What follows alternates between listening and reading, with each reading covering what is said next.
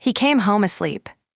After everything, after Troy and the Cyclops and the whirlpool and the years on Calypso's island, the Phaeacians finally gave Odysseus the ship he needed. They laid him on the deck with all their gifts of gold and bronze, and he slept the whole way across. And they carried him ashore onto a quiet beach in Ithaca and set him down still sleeping and rowed away. He had crossed the whole world to reach this place, and he did not even wake to see it. When he opened his eyes, he did not know where he was. Athena had wrapped the coast in mist, so it looked strange to him. And for a terrible moment, he thought he had been cheated again, dumped in some foreign land. Then the goddess came to him, and the mist cleared, and she told him the truth. You are home, but home is not safe. Because his house had been overrun. For years now, more than 100 young noblemen had been living in his halls, eating his herds, drinking his wine, courting his wife Penelope, and waiting for her to give up and marry one of them. They had grown bold. They were plotting to murder his son. And a lone man walking through his own front door would simply be killed. So Athena and Odysseus made a plan built on patience. She touched him and withered him. His straight back bent, his skin wrinkled, his hair thinned to gray, and she dressed him in filthy rags. The sacker of cities became a beggar, so pitiful no one would look at him twice. That was the whole point. He would walk into his own home unseen, and learn who was loyal and who was not, and choose his moment. First he went to the one man he knew he could trust. His old swineherd, Eumaeus, a slave who had served the family since before Odysseus was born.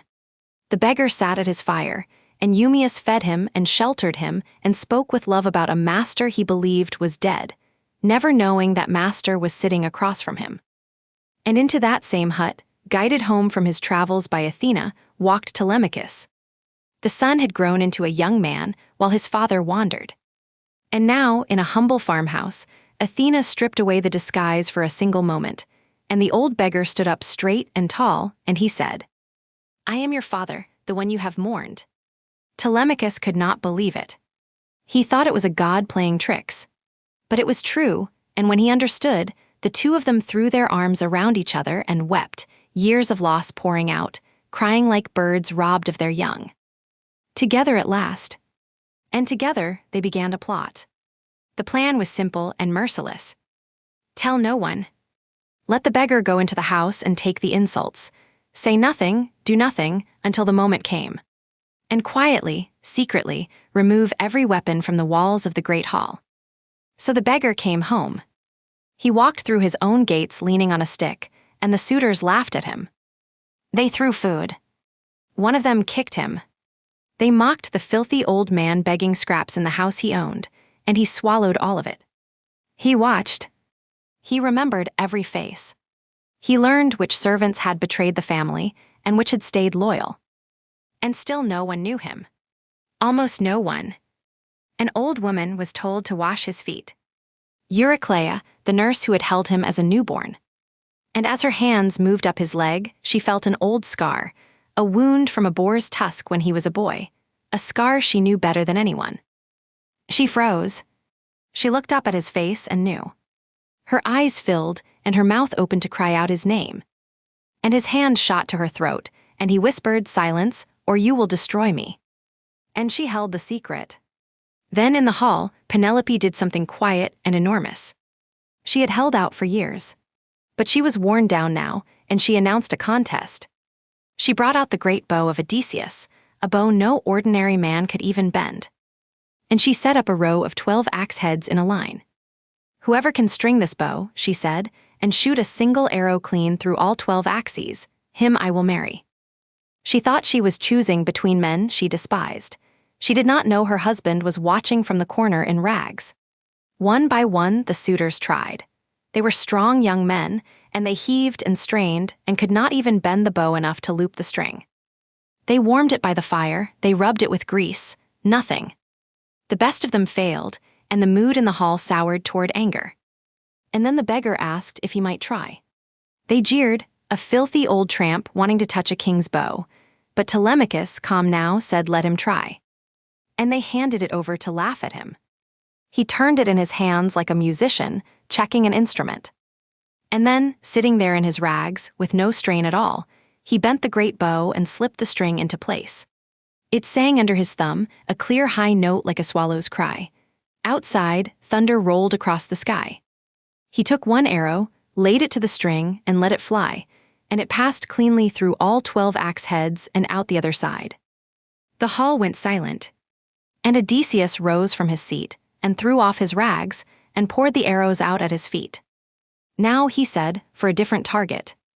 The first arrow took Antinous in the throat as he lifted his wine cup, the cruelest of them all, dead before he understood. The suitors leapt up screaming, reaching for weapons that were not on the walls anymore, and there was nowhere to run. The doors were held. Telemachus fought at his father's side, and the loyal swineherd, and the cowherd, and Athena herself moved among them, turning the suitors' spears aside. It was not a battle, it was a reckoning. One by one, the men who had eaten his house and courted his wife and plotted to kill his son fell, until the floor of the great hall ran with them, and not one was left alive. The disloyal servants were punished, the loyal ones were spared. And the house that had been poisoned for so long was finally, terribly, clean. Then word was sent upstairs to Penelope, "Your husband is home, he is here, the suitors are dead." And she would not believe it. She came down and sat across the room from this man, studying him, silent. Her son was angry with her, called her cold, and still she waited because she had been fooled by hope too many times. So she set one last test, so quiet the man almost missed it.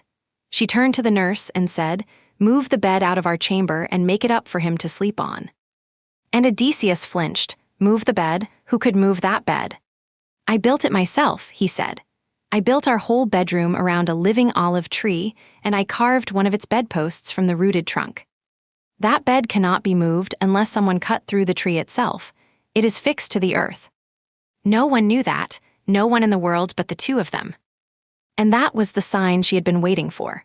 Her knees went weak, and she ran to him and threw her arms around his neck and would not let go, and she wept and asked him not to be angry that she had been so careful for so long. And he wept too, 20 years. And Athena held back the dawn to make the night longer, so the two of them could lie together and tell each other everything they had lost. But it was not quite finished. In the morning, Odysseus went out to the countryside, to the last person waiting for him. His old father Laertes, who had let himself waste away with grief, working alone in his orchard in rags, half dead from missing his son. Odysseus tested him too, then could not bear it and told him plainly, "Father, it is me."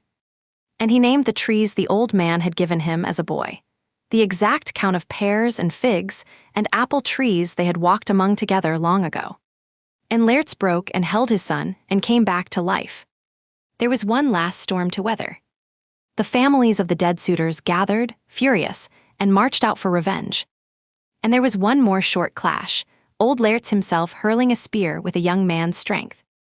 But Athena, in the voice that had guided this whole long journey home, called out over the field, "Stop, enough blood, shed no more."